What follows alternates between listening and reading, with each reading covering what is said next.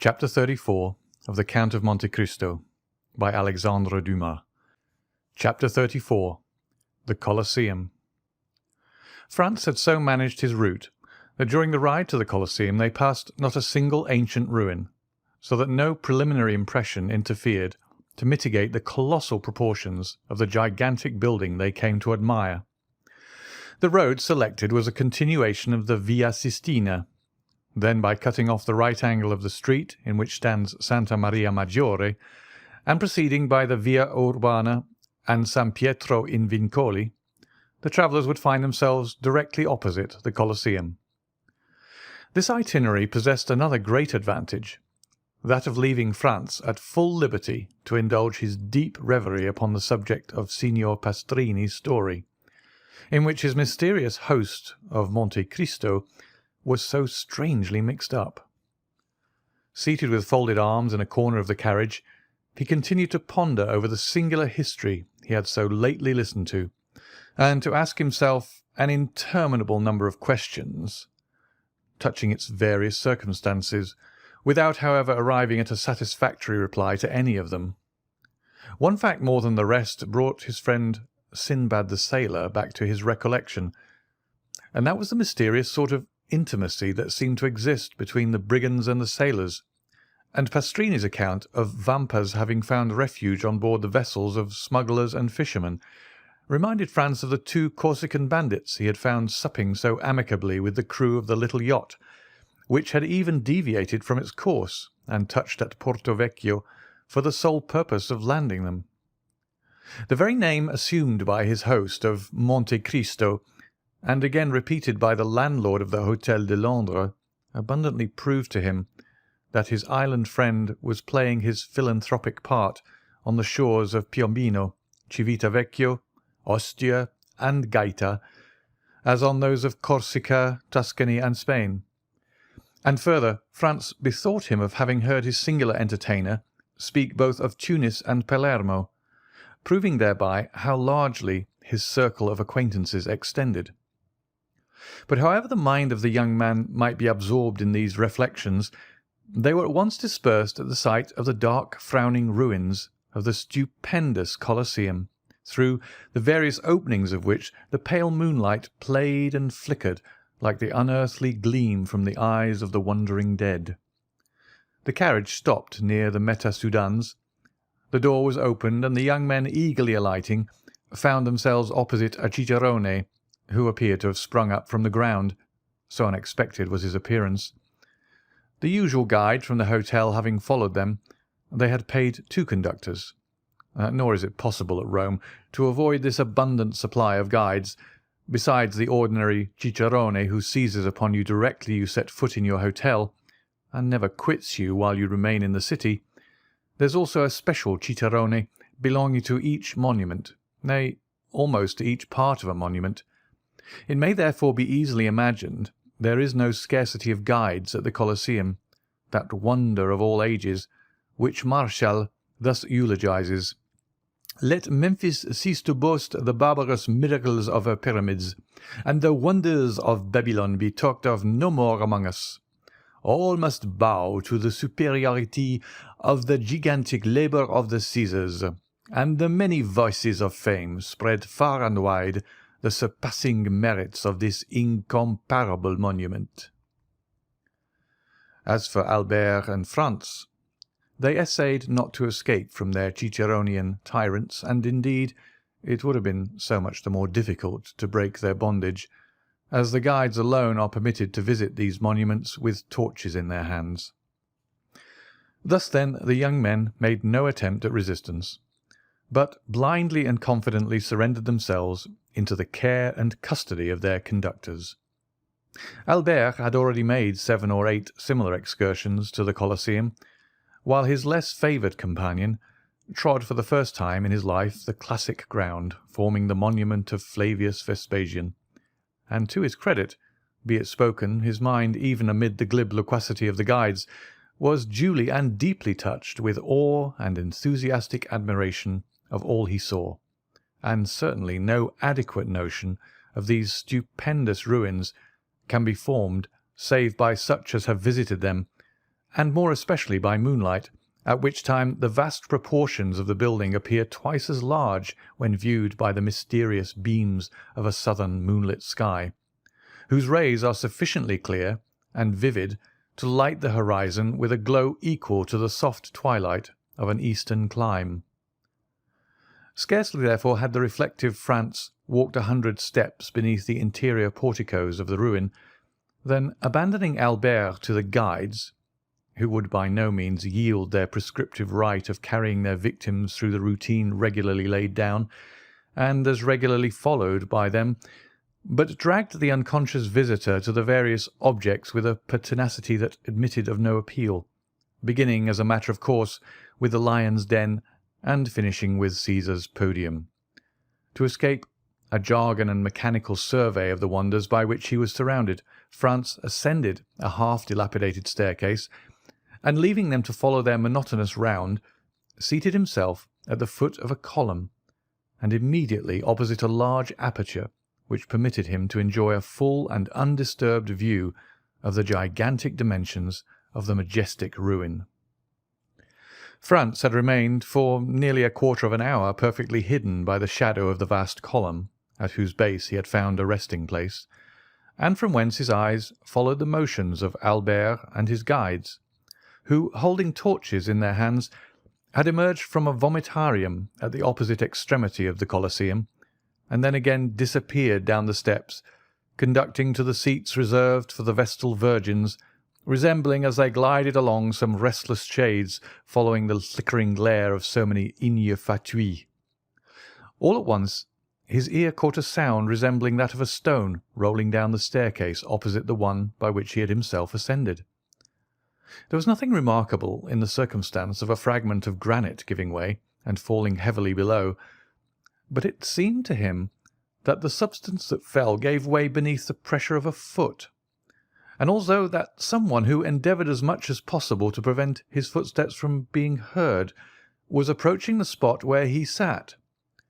Conjecture soon became certainty, for the figure of a man was distinctly visible to Franz, gradually emerging from the staircase opposite, upon which the moon was at that moment pouring a full tide of silvery brightness. The stranger, thus presenting himself, was probably a person who, like Franz, preferred the enjoyment of solitude and his own thoughts to the frivolous gabble of the guides, and his appearance had nothing extraordinary in it, but the hesitation with which he proceeded, stopping and listening with anxious attention at every step he took, convinced Franz that he expected the arrival of some person. By a sort of instinctive impulse, Franz withdrew as much as possible behind his pillar. About 10 feet from the spot where he and the stranger were, the roof had given way, leaving a large round opening, through which might be seen the blue vault of heaven, thickly studded with stars. Around this opening, which had possibly for ages permitted a free entrance to the brilliant moonbeams that now illumined the vast pile, grew a quantity of creeping plants, whose delicate green branches stood out in bold relief against the clear azure of the firmament, while large masses of thick, strong, fibrous shoots forced their way through the chasm and hung floating to and fro like so many waving strings.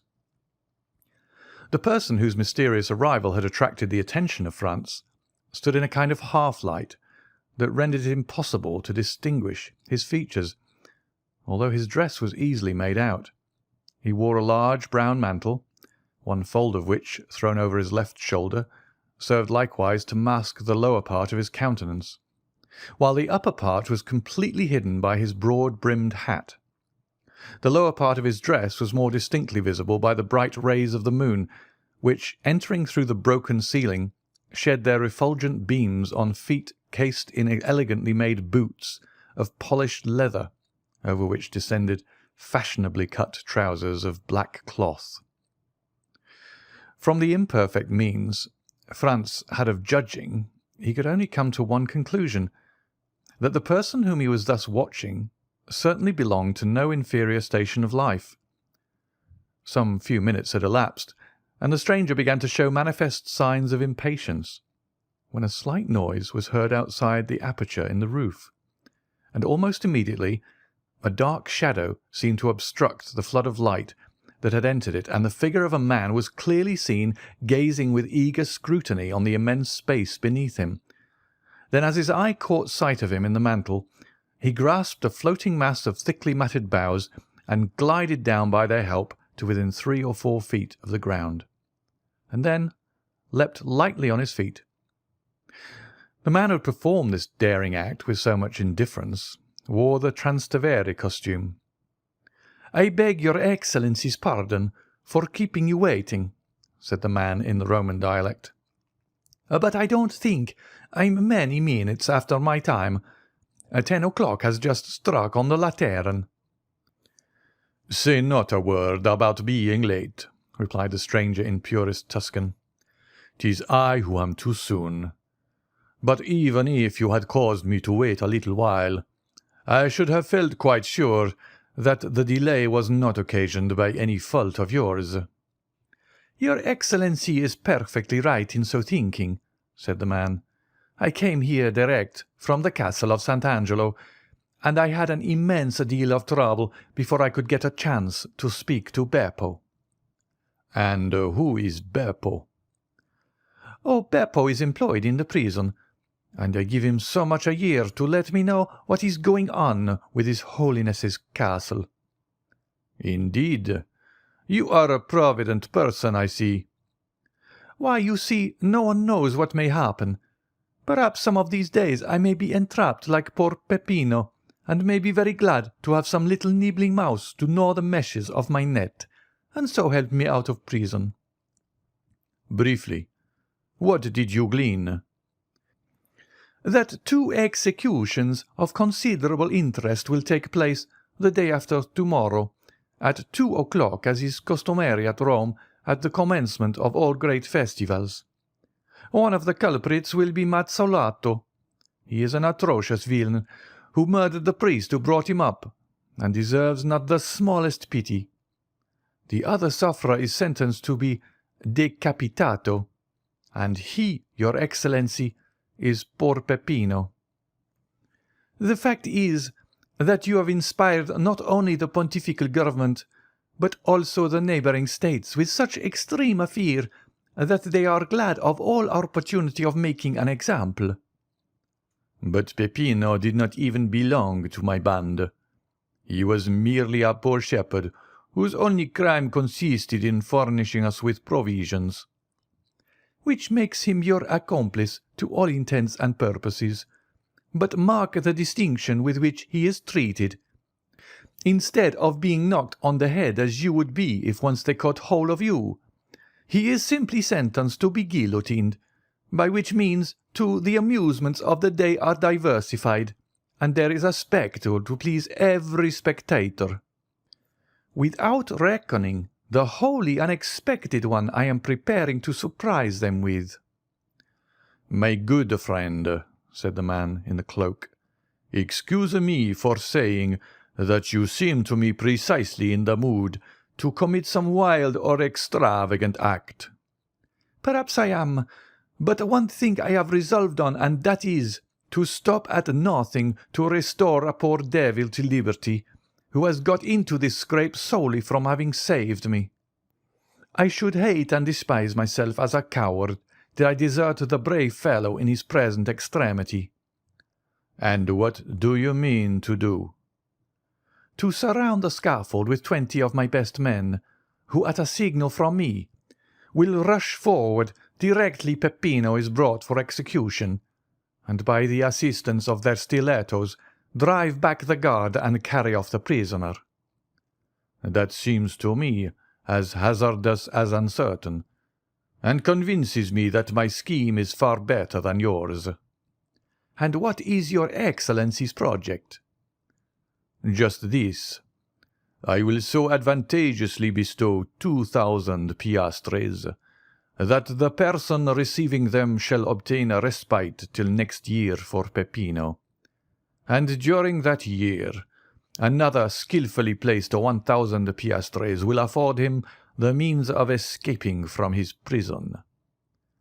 "And do you feel sure of succeeding?" "Pardieu, exclaimed the man in the cloak, suddenly expressing himself in French. "What did your Excellency say?" inquired the other. "I said, my good fellow, that I would do more single-handedly by the means of gold than you and all your troop could effect with stilettos, pistols, carbines, and blunderbusses included. Leave me, then, to act, and have no fears for the result." "At least there can be no harm in myself and party being in readiness in case your Excellency should fail." "None whatever.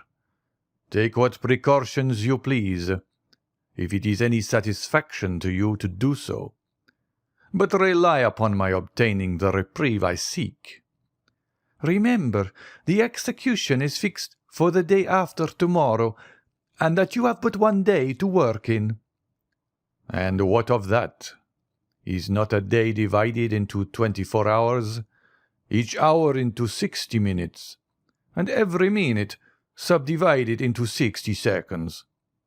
Now in 86,400 seconds very many things can be done."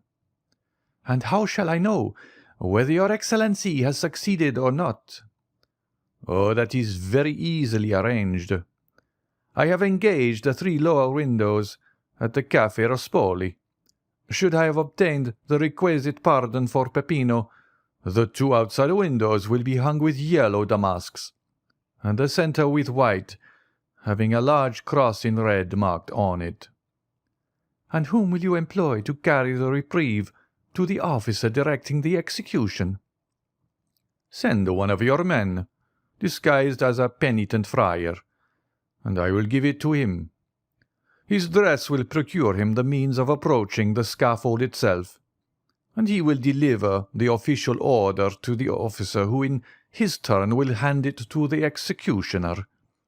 In the meantime, it will be as well to acquaint Peppino with what we have determined on, if it be only to prevent his dying of fear, or losing his senses, because in either case a very useless expense will have been incurred." "Your Excellency," said the man, "you are fully persuaded of my entire devotion to you, are you not?" "Nay, I flatter myself that there can be no doubt of it," replied the cavalier in the cloak. "Well, then, only fulfil your promise of rescuing Peppino, and henceforward you shall receive not only devotion, but the most absolute obedience from myself and those under me that one human being can render to another." "Have a care how far you pledge yourself, my good friend, for I may remind you of your promise at some, perhaps not very distant period, when I in my turn may require your aid and influence." "Let that day come sooner or later, your Excellency will find me what I have found you in this my heavy trouble, and if from the other end of the world you but write me word to do such or such a thing, you may regard it as done, for done it shall be, on the word and faith of—" "Sh!" interrupted the stranger. "I hear a noise." "'Tis some travellers who are visiting the Coliseum by torchlight." "'Twere better we should not be seen together. Those guides are nothing but spies, and might possibly recognize you.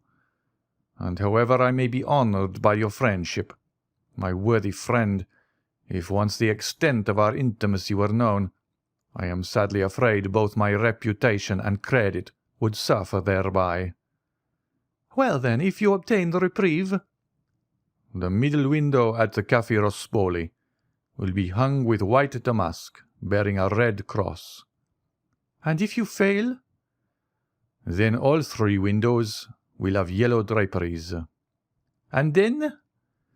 "And then, my good fellow, use your daggers in any way you please, and I further promise you to be there as a spectator of your prowess." "We understand each other perfectly, then. Adieu, your Excellency. Depend upon me, as firmly as I do upon you." Saying these words, the Transteverin disappeared down the staircase, while his companion, muffling his features more closely than before in the folds of his mantle, passed almost close to Franz. and descended to the arena by an outward flight of steps. The next minute Franz heard himself called by Albert, who made the lofty building re-echo with the sound of his friend's name. Franz, however, did not obey the summons till he had satisfied himself that the two men, whose conversation he had overheard, were at a sufficient distance to prevent his encountering them in his descent. In 10 minutes after the strangers had departed, Franz was on the road to the Piazza d'Espagne, listening with studied indifference to the learned dissertation delivered by Albert after the manner of Pliny and Calpurnius, touching the iron-pointed nets used to prevent the ferocious beasts from springing on the spectators.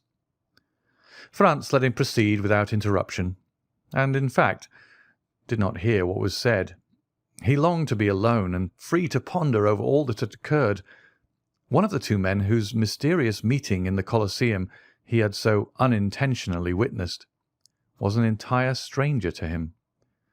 But not so the other, and though Franz had been unable to distinguish his features from his being either wrapped in his mantle or obscured by the shadow, the tones of his voice had made too powerful an impression on him the first time he had heard them, for him ever again to forget them, hear them when or where he might. It was more especially when this man was speaking in a manner half jesting, half bitter, that Franz's ear recalled most vividly the deep, sonorous yet well-pitched voice that had addressed him in the grotto of Monte Cristo, and which he heard for the second time amid the darkness and ruined grandeur of the Coliseum. And the more he thought, the more entire was his conviction that the person who wore the mantle was no other than his former host and entertainer, Sinbad the sailor. Under any other circumstances, Franz would have found it impossible to resist his extreme curiosity to know more of so singular a personage, and with that intent have sought to renew their short acquaintance. But in the present instance, the confidential nature of the conversation he had overheard made him with propriety judge that his appearance at such time would be anything but agreeable. As we have seen, therefore, he permitted his former host to retire without attempting a recognition, but fully promising himself a rich indemnity for his present forbearance, should chance afford him another opportunity. In vain did Franz endeavour to forget the many perplexing thoughts which assailed him. In vain did he court the refreshment of sleep. Slumber refused to visit his eyelids, and the night was passed in feverish contemplation of the chain of circumstances tending to prove the identity of the mysterious visitant to the Coliseum with the inhabitant of the grotto of Monte Cristo. And the more he thought, the firmer grew his opinion on the subject. Worn out at length, he fell asleep at daybreak and did not awake till late. Like a genuine Frenchman, Albert had employed his time in arranging for the evening's diversion. He had sent to engage a box at the Teatro Argentino, and Franz, having a number of letters to write, relinquished the carriage to Albert for the whole of the day. At 5 o'clock Albert returned, delighted with his day's work. He had been occupied in leaving his letters of introduction, and had received in return more invitations to balls and routs than it would be possible for him to accept. Besides this, he had seen, as he called it, all the remarkable sights at Rome. Yes, in a single day he had accomplished what his more serious-minded companion would have taken weeks to effect. Neither had he neglected to ascertain the name of the piece to be played that night at the Teatro Argentino, and also what performers appeared in it. The opera of Parisina was announced for representation, and the principal actors were Coselli, Moriani, and La Spezia. The young man, therefore, had reason to consider themselves fortunate in having the opportunity of hearing one of the best works by the composer of Lucia di Lammermoor, supported by 3 of the most renowned vocalists of Italy. Albert had never been able to endure the Italian theatres, with their orchestras from which it is impossible to see, and the absence of balconies or open boxes. All these defects pressed hard on a man who had had his stall at the Bouffe, and had shared a lower box at the Opera. Still, in spite of this, Albert displayed his most dazzling and effective costumes each time he visited the theatres. But alas, his elegant toilet was wholly thrown away, and one of the most worthy representatives of Parisian fashion had to carry with him the mortifying reflection that he had nearly overrun Italy without meeting with a single adventure. Sometimes Albert would affect to make a joke of his want of success, but internally he was deeply wounded, and his self-love immensely piqued to think that Albert de Morcerf, the most admired and most sought after of any young person of his day, should thus be passed over, and merely have his labour for his pains. And the thing was so much the more annoying, as according to the characteristic modesty of a Frenchman, Albert had quitted Paris with the full conviction that he had only to show himself in Italy to carry all before him, and that upon his return he should astonish the Parisian world with the recital of his numerous love affairs. Alas, poor Albert! None of these interesting adventures fell in his way. The lovely Genoese, Florentine, and Neapolitans were all faithful, if not to their husbands, at least to their lovers, and thought not of changing even for the splendid appearance of Albert de Morcerf, and all he gained was the painful conviction that the ladies of Italy have this advantage over those of France, that they are faithful even in their infidelity. Yet he could not restrain a hope that in Italy, as elsewhere, there might be an exception to the general rule. Albert, besides being an elegant, well-looking young man, was also possessed of considerable talent and ability. Moreover, he was a viscount, a recently created one, certainly, but in the present day it is not necessary to go as far back as Noah in tracing a descent, and a genealogical tree is equally estimated, whether dated from 1399 or merely 1815. But to crown all these advantages, Albert de Morcerf commanded an income of 50,000 livres, a more than sufficient sum to render him a personage of considerable importance in Paris. It was therefore no small mortification to him to have visited most of the principal cities in Italy without having excited the most trifling observation. Albert, however, hoped to indemnify himself for all these slights and indifferences during the Carnival, knowing full well that among the different states and kingdoms in which this festivity is celebrated, Rome is the spot where even the wisest and gravest throw off the usual rigidity of their lives and deign to mingle in the follies of this time of liberty and relaxation. The Carnival was to commence on the morrow. Therefore Albert had not an instant to lose in setting forth the programme of his hopes, expectations, and claims to notice. With this design he had engaged a box in the most conspicuous part of the theatre, and exerted himself to set off his personal attractions by the aid of the most rich and elaborate toilet. The box taken by Albert was in the first circle, although each of the 3 tiers of boxes is deemed equally aristocratic, and is for this reason generally styled the nobility's boxes. And although the box engaged for the 2 friends was sufficiently capacious to contain at least a dozen persons, it had cost less than would be paid at some of the French theatres for one admitting merely 4 occupants. Another motive had influenced Albert's selection of his seat. Who knew but that, thus advantageously placed, he might not in truth attract the notice of some fair Roman, and an introduction might ensue that would procure him the offer of a seat in a carriage, or a place in a princely balcony from which he might behold the gaieties of the Carnival. These united considerations made Albert more lively and anxious to please than he had hitherto been. Totally disregarding the business of the stage, he leaned from his box and began attentively scrutinizing the beauty of each pretty woman, aided by a powerful opera-glass. But alas, this attempt to attract notice wholly failed. Not even curiosity had been excited, and it was but too apparent that the lovely creatures into whose good graces he was desirous of stealing were all so much engrossed with themselves, their lovers, or their own thoughts, that they had not so much as noticed him, or the manipulation of his glass. The truth was that the anticipated pleasures of the Carnival with the Holy Week that was to succeed it so filled every fair breast as to prevent the least attention being bestowed even on the business of the stage. The actors made their entries and exits unobserved or unthought of. At certain conventional moments the spectators would suddenly cease their conversation or rouse themselves from their musings to listen to some brilliant effort of Moriani's, a well-executed recitative by Coselli, or to join in loud applause at the wonderful powers of La Spezia.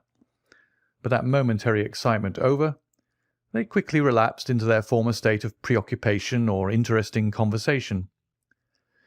Towards the close of the first act, the door of a box which had been hitherto vacant was opened.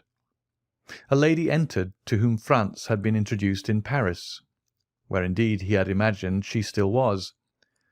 The quick eye of Albert caught the involuntary start with which his friend beheld the new arrival, and turning to him he said hastily, "Do you know the woman who has just entered that box?" "Yes. What did you think of her?" "Oh, she is perfectly lovely. What a complexion! And such magnificent hair. Is she French?" "No, a Venetian." "And her name is—" "Countess—" "Ah, I know her by name," exclaimed Albert. "She is said to possess as much wit and cleverness as beauty. I was to have been presented to her when I met her at Madame Villefort's ball." "Shall I assist you in repairing your negligence?" asked Franz. "My dear fellow, are you really on such good terms with her as to venture to take me to her box?" "Why, I have only had the honour of being in her society and conversing with her 3 or 4 times in my life. But you know that even such an acquaintance as that might warrant my doing what you ask." At that instant the Countess perceived Franz and graciously waved her hand to him, to which he replied by a respectful inclination of the head. "Upon my word," said Albert, "you seem to be on excellent terms with the beautiful Countess." "You are mistaken in thinking so," returned Franz calmly. "But you merely fall into the same error which leads so many of our countrymen to commit the most egregious blunders. I mean that of judging the habits and customs of Italy and Spain by our Parisian notions. Believe me, nothing is more fallacious than to form any estimate of the degree of intimacy you may suppose existing among persons by the familiar terms they seem upon. There is a similarity of feeling at this instant between ourselves and the Countess. Nothing more." "Is there, indeed, my good fellow? Pray tell me, is it sympathy of heart?" "No, of taste," continued Franz gravely. "And in what manner has this congeniality of mind been evinced?" "By the Countess's visiting the Coliseum, as we did last night, by moonlight and nearly alone." "You were with her, then?" "I was." "And what did you say to her?" We talked of the illustrious dead of whom that magnificent ruin is a glorious monument." "Upon my word," cried Albert, "you must have been a very entertaining companion alone, or all but alone with a beautiful woman in such a place of sentiment as the Colosseum, and yet to find nothing better to talk about than the dead. All I can say is, if ever I should get such a chance, the living should be my theme." "And you will probably find your theme ill-chosen." "But," said Albert, breaking in upon his discourse, "never mind the past. Let us only remember the present. Are you not going to keep your promise of introducing me to the fair subject of our remarks?" "Certainly, directly the curtain falls on the stage." "What a confounded time this first act takes! I believe on my soul that they never mean to finish it." "Oh, yes, they will. Only listen to that charming finale. How exquisitely Coselli sings his part." "But what an awkward, inelegant fellow he is." "Well, then, what do you say to La Spezia? Did you ever see anything more perfect than her acting?" "Why, you know, my dear fellow, when one has been accustomed to Malibran and Sontag, such singers as these don't make the same impression on you they perhaps do on others." "At least you must admire Mariani's style and execution." "I never fancied men of his dark, ponderous appearance singing with a voice like a woman's."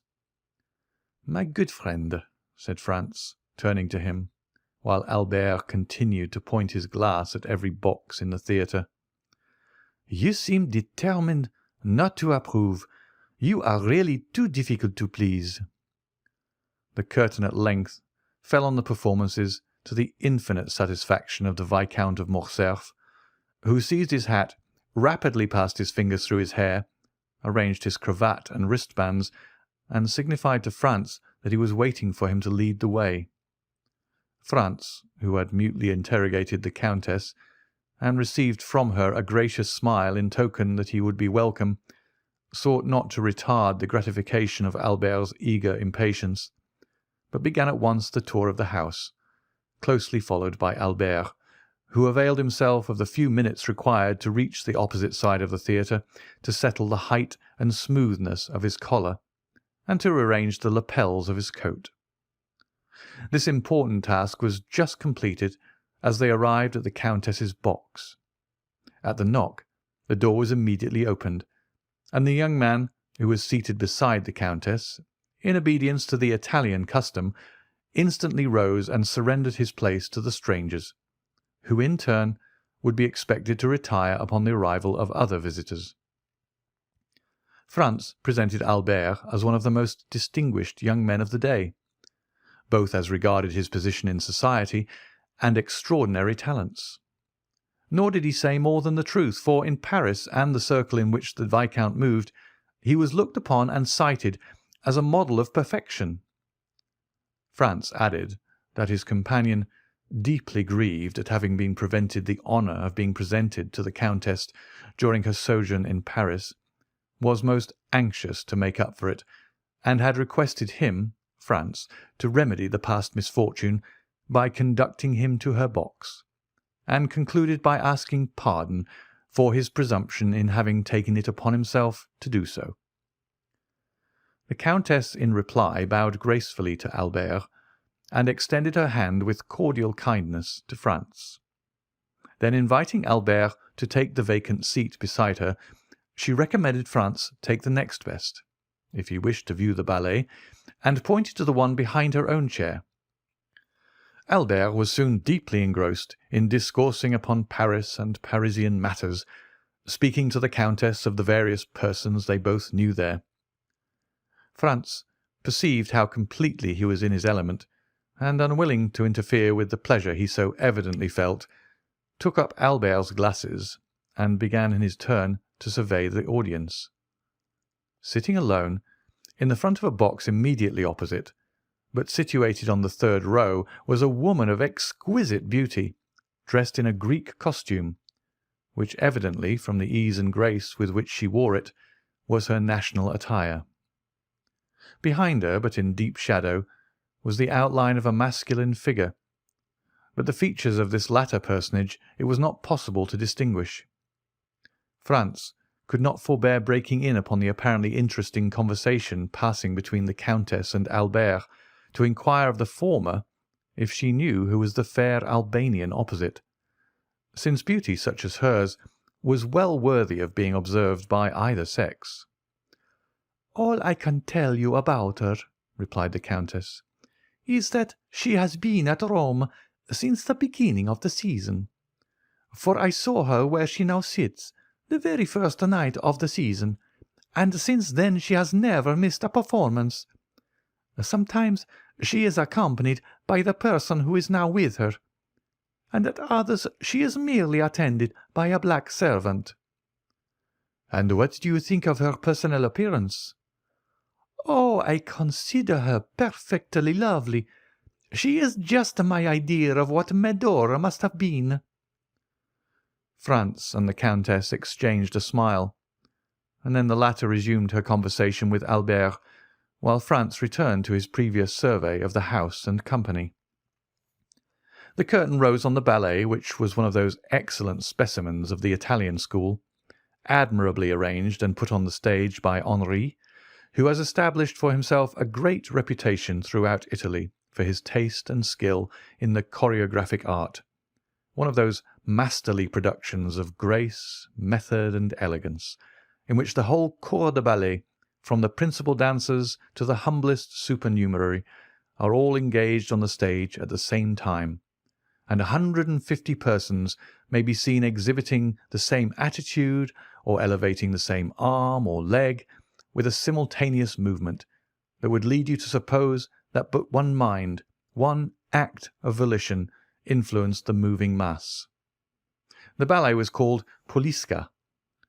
However much the ballet might have claimed his attention, Franz was too deeply occupied with the beautiful Greek to take any note of it, while she seemed to experience an almost childlike delight in watching it, her eager animated looks contrasting strongly with the utter indifference of her companion, who during the whole time the piece lasted never even moved, not even when the furious crashing din produced by the trumpets, cymbals, and Chinese bells sounded their loudest from the orchestra. Of this he took no heed, but was, as far as appearances might be trusted, enjoying soft repose and bright celestial dreams. The ballet at length came to a close, and the curtain fell amid the loud, unanimous plaudits of an enthusiastic and delighted audience. Owing to the very judicious plan of dividing the two acts of the opera with a ballet, the pauses between the performances are very short, the singers in the opera having time to repose themselves and change their costume when necessary, while the dancers are executing their pirouettes and exhibiting their graceful steps. The overture to the second act began, and at the first sound of the leader's bow across his violin, Franz observed the sleeper slowly arise and approach the Greek girl, who turned around to say a few words to him, and then, leaning forward again on the railing of her box, she became as absorbed as before in what was going on. The countenance of the person who had addressed her remained so completely in the shade that though Franz tried his utmost, he could not distinguish a single feature. The curtain rose, and the attention of Franz was attracted by the actors, and his eyes turned from the box containing the Greek girl and her strange companion to watch the business of the stage. Most of my readers are aware that the second act of Parisina opens with the celebrated and effective duet in which Parisina, while sleeping, betrays to Azzo the secret of her love for Ugo. The injured husband goes through all the emotions of jealousy until conviction seizes on his mind, and then in a frenzy of rage and indignation he awakens his guilty wife to tell her that he knows her guilt and to threaten her with his vengeance. This duet is one of the most beautiful, expressive, and terrible conceptions that has ever emanated from the fruitful pen of Donizetti. Franz now listened to it for the third time, yet its notes, so tenderly expressive and fearfully grand as the wretched husband and wife give vent to their different griefs and passions, thrilled through the soul of Franz with an effect equal to his first emotions upon hearing it. Excited beyond his usual calm demeanour, Franz rose with the audience and was about to join the loud, enthusiastic applause that followed, but suddenly his purpose was arrested. His hands fell by his sides, and the half-uttered bravos expired on his lips. The occupant of the box in which the Greek girl sat appeared to share the universal admiration that prevailed, for he left his seat to stand up in front, so that his countenance being fully revealed, Franz had no difficulty in recognizing him as the mysterious inhabitant of Monte Cristo, and the very same person he had encountered the preceding evening in the ruins of the Coliseum, and whose voice and figure had seemed so familiar to him. All doubt of his identity was now at an end. His singular host evidently resided at Rome. The surprise and agitation occasioned by this full confirmation of Franz's former suspicion had no doubt imparted a corresponding expression to his features, for the Countess, after gazing with a puzzled look at his face, burst into a fit of laughter, and begged to know what had happened. "Countess," returned Franz, totally unheeding her raillery, "I asked you a short time since if you knew any particulars respecting the Albanian lady. I must now beseech you to inform me who and what is her husband." "Nay," answered the Countess, "I know no more of him than yourself." "Perhaps you never before noticed him." "What a question! So truly French. Do you not know that we Italians have eyes only for the man we love?" "True," replied Franz. "All I can say is," continued the Countess, taking up the lorgnette and directing it toward the box in question, "that the gentleman whose history I am unable to furnish seems to me as though he had just been dug up. He looks more like a corpse permitted by some friendly grave-digger to quit his tomb for a while and revisit this earth of ours than anything human. How ghastly pale he is!" "Oh, he is always as colourless as you now see him," said Franz. "Then you know him?" almost screamed the Countess. "Oh, pray do, for heaven's sake, tell us all about it. Is he a vampire, or a resuscitated corpse, or what?" "I fancy I have seen him before, and I even think he recognises me." "And I can well understand," said the Countess, shrugging up her beautiful shoulders as though an involuntary shudder passed through her veins, "that those who have seen once that man will never be likely to forget him." The sensation experienced by Franz was evidently not peculiar to himself. Another, and wholly uninterested person, felt the same unaccountable awe and misgiving. "Well," inquired Franz, after the Countess had a second time directed her lorgnette at the box, "what do you think of our opposite neighbour?" "Why, that he is no other than Lord Ruthven himself, in a living form." This fresh allusion to Byron drew a smile to Franz's countenance.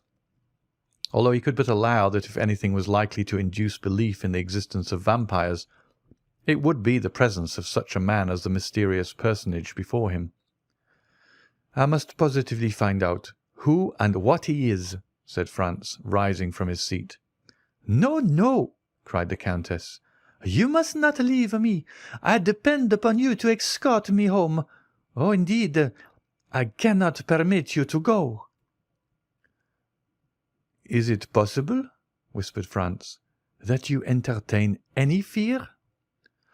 "I'll tell you," answered the Countess.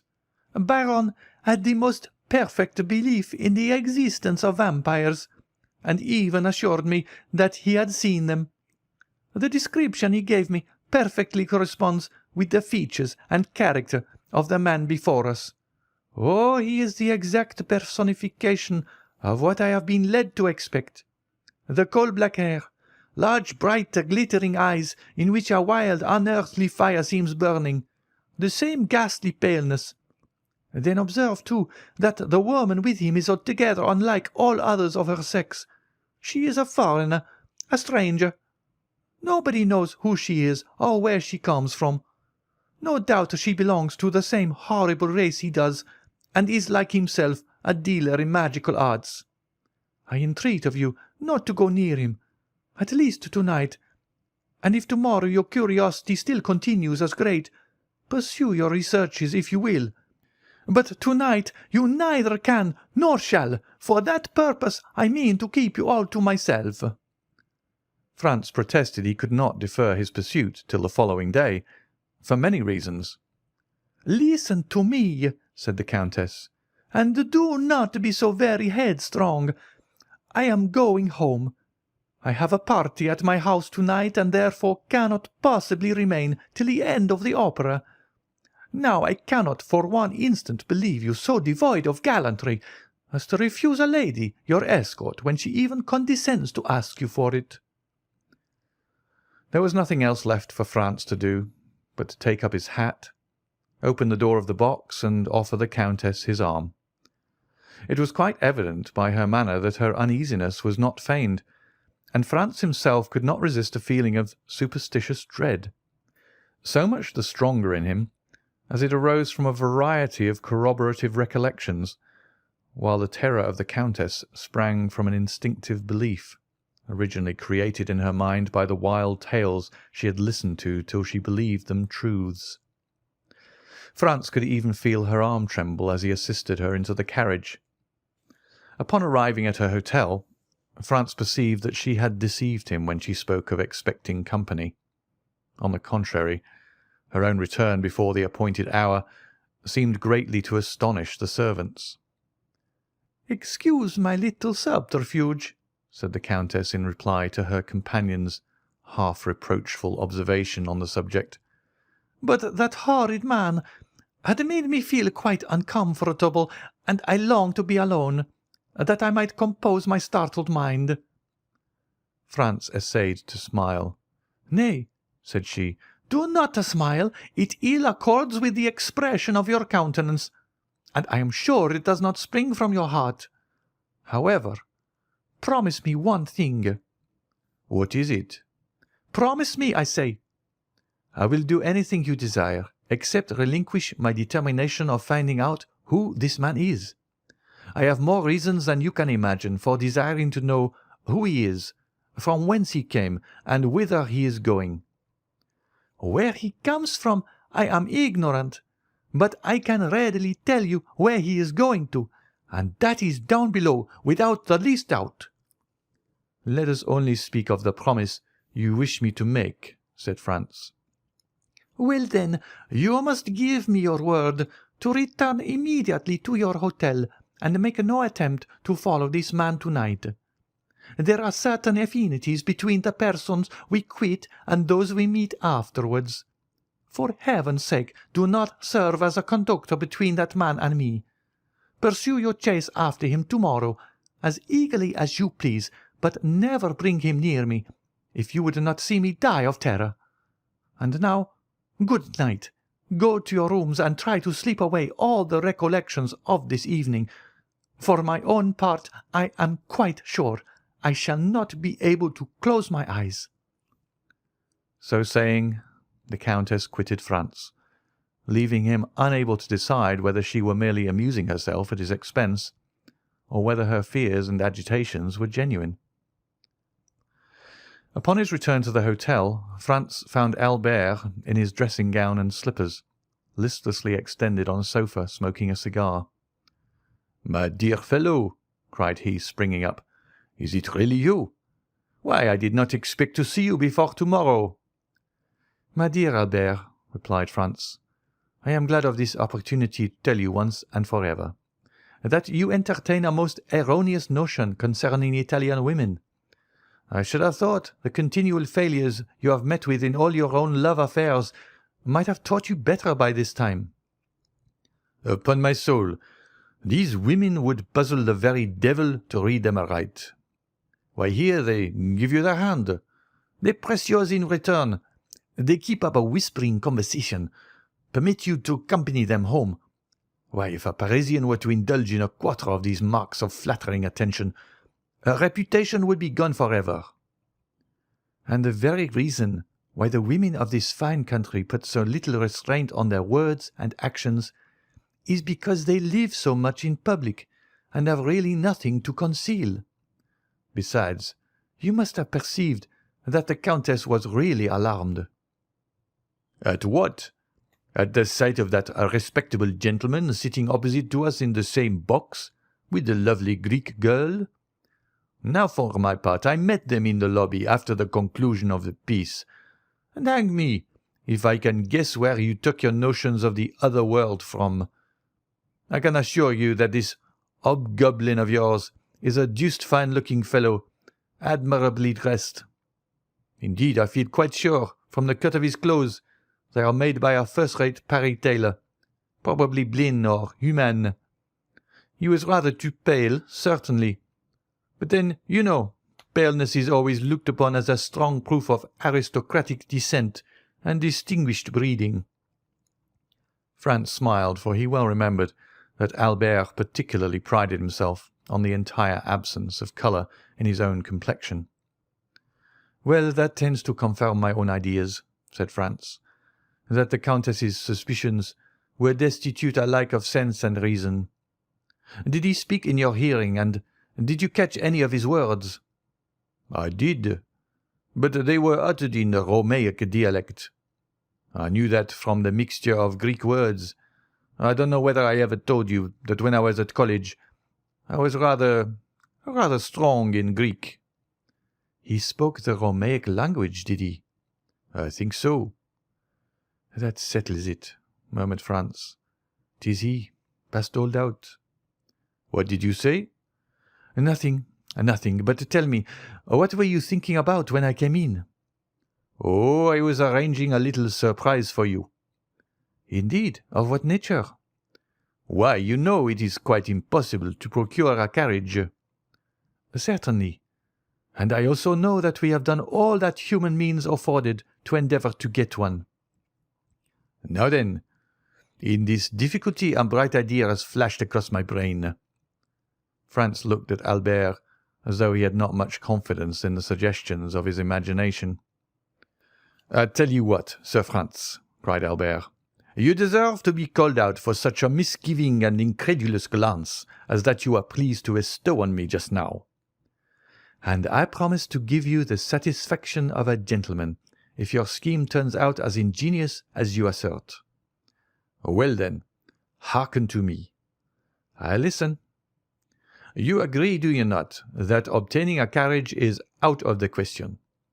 "I do." "Neither can we procure horses?" "True. We have offered any sum, but have failed." "Well now, what do you say to a cart? I dare say such a thing might be had." "Very possibly." "And a pair of oxen?" "As easily found as the cart." "Then you see, my good fellow, with a cart and a couple of oxen, our business can be managed. The cart must be tastefully ornamented, and if you and I dress ourselves as Neapolitan reapers, we might get up a striking tableau, after the manner of that splendid picture by Leopold Robert. It would add greatly to the effect if the Countess would join us in the costume of a peasant from Puzzoli or Sorrento. Our group would then be quite complete, more especially as the Countess is quite beautiful enough to represent a Madonna." "Well," said Franz, "this time, Albert, I am bound to give you credit for having hit upon a most capital idea." "And quite a national one, too," replied Albert with a gratified pride. "A mere mask borrowed from our own festivities. Ha, ha! Ye Romans, ye thought to make us unhappy strangers, trot at the heels of your processions like so many lazzaroni, because no carriages or horses are to be had in your beggarly city. But you don't know us. When we can't have one thing, we invent another." "And have you communicated your triumphant idea to anybody?" "Only to our host. Upon my return home I sent for him, and I then explained to him what I wished to procure. He assured me that nothing would be easier than to furnish all I desired. One thing I was sorry for, when I bade him have the horns of the oxen gilded. He told me there would not be time, as it would require 3 days to do that. So you see we must do without this little superfluity." "And where is he now?" "Who?" "Our host." "Gone out in search of our equipage. By tomorrow it might be too late." "Then you will be able to give us an answer tonight." "Oh, I expect him every minute." At this instant the door opened, and the head of Signor Pastrini appeared. "Permesso?" inquired he. "Certainly, certainly," cried Franz. "Come in, mine host." "Now then," asked Albert eagerly, "have you found the desired cart and oxen?" "Better than that," replied Signor Pastrini with the air of a man perfectly well satisfied with himself. "Take care, my worthy host," said Albert. "Better is a sure enemy to well."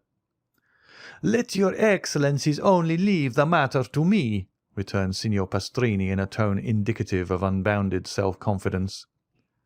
"But what have you done?" asked Franz. "Speak out, there's a worthy fellow." "Your Excellencies are aware," responded the landlord, swelling with importance, "that the Count of Monte Cristo is living on the same floor with yourselves." "I should think we did know it," exclaimed Albert, "since it is owing to that circumstance that we are packed into these small rooms like two poor students in the back streets of Paris."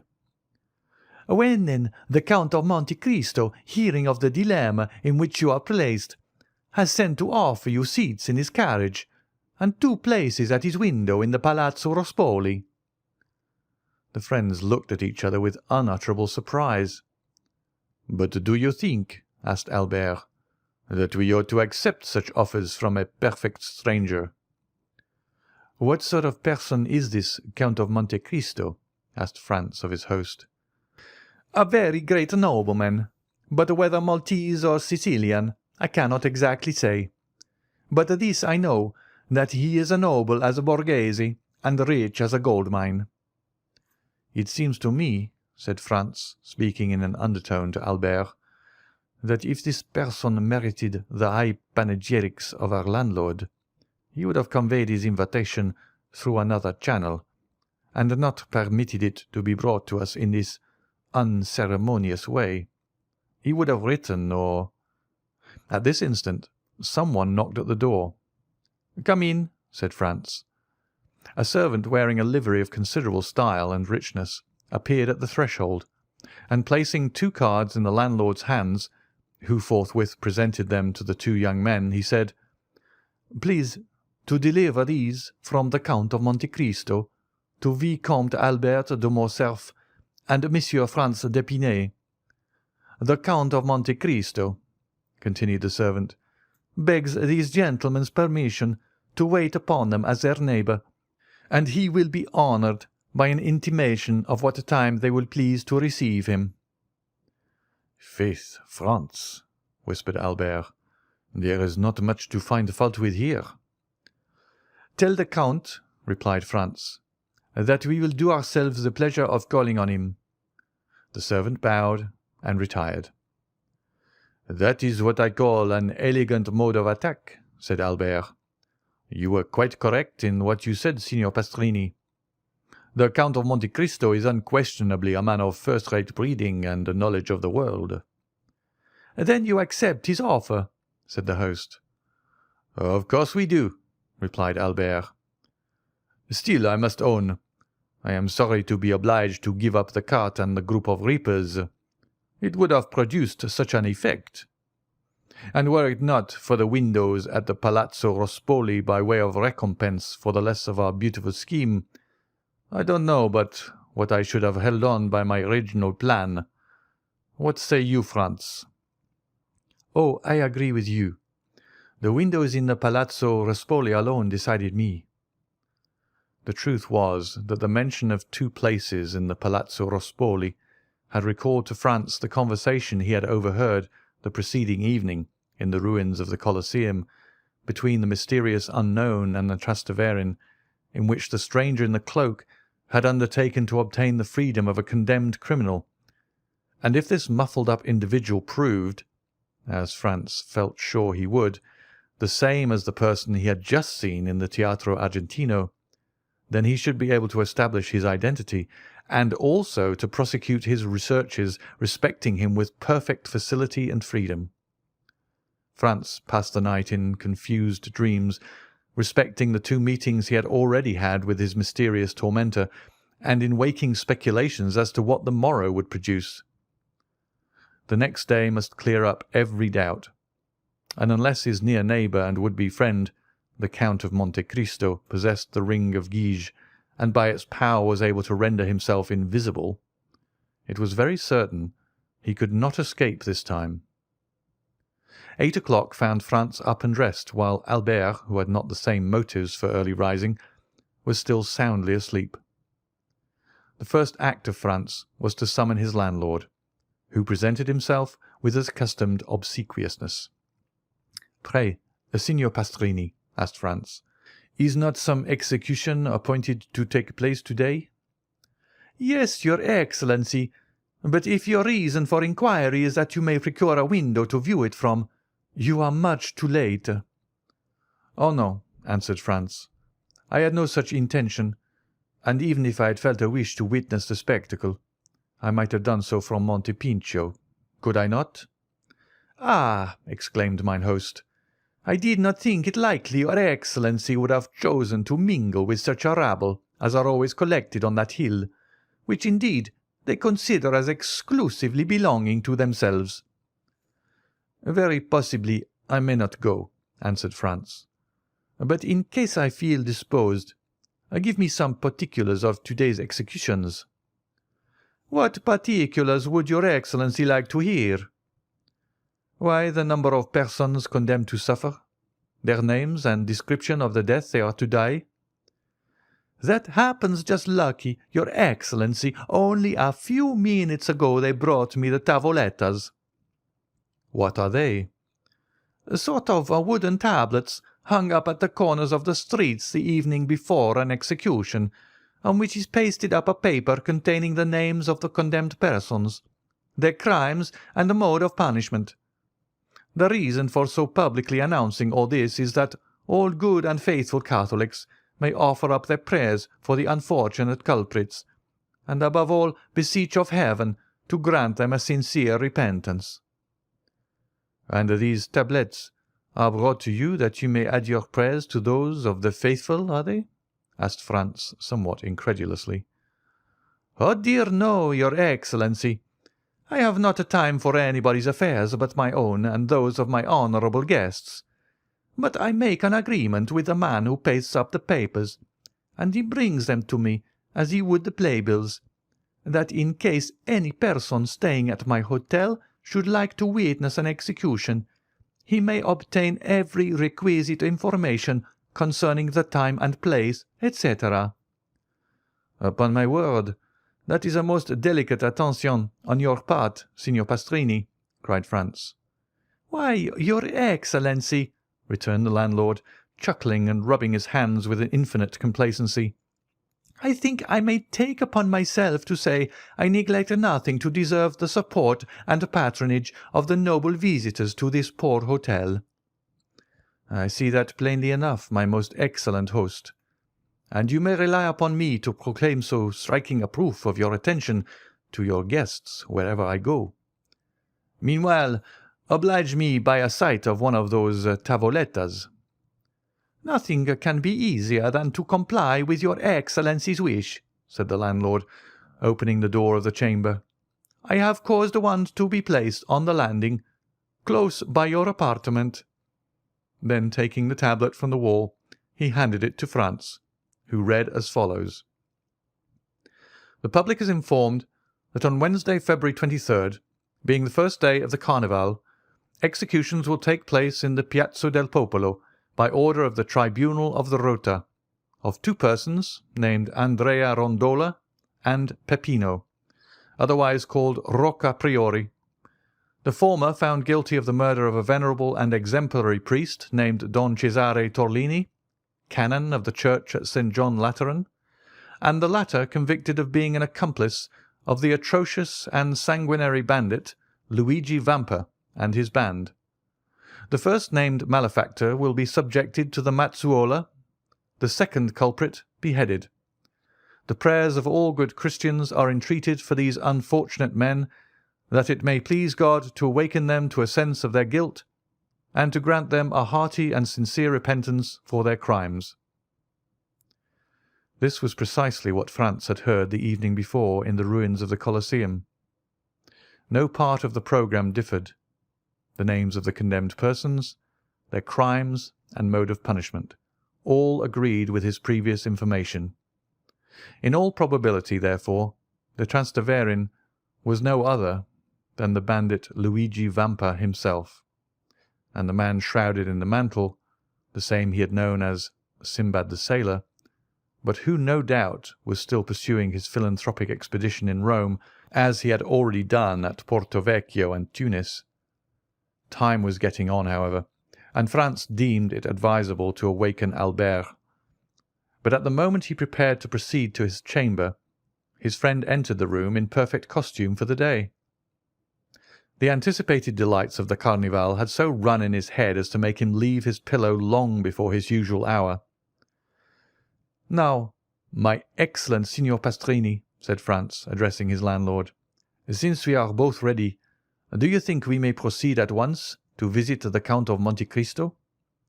"Most assuredly," replied he. "The Count of Monte Cristo is always an early riser, and I can answer for his having been up these 2 hours." "Then you really consider we shall not be intruding, if we pay our respects to him directly?" "Oh, I am quite sure. I will take all the blame on myself if you find I have led you into an error." "Well then, if it be so, are you ready, Albert?" "Perfectly." "Let us go and return our best thanks for his courtesy." "Yes, let us do so." The landlord preceded the friends across the landing, which was all that separated them from the apartments of the Count, rang at the bell, and upon the door being opened by a servant, said, "Aye, Signori Francesi." The domestic bowed respectfully and invited them to enter. They passed through 2 rooms furnished in a luxurious manner they had not expected to see under the roof of Signor Pastrini, and were shown into an elegantly fitted-up drawing-room.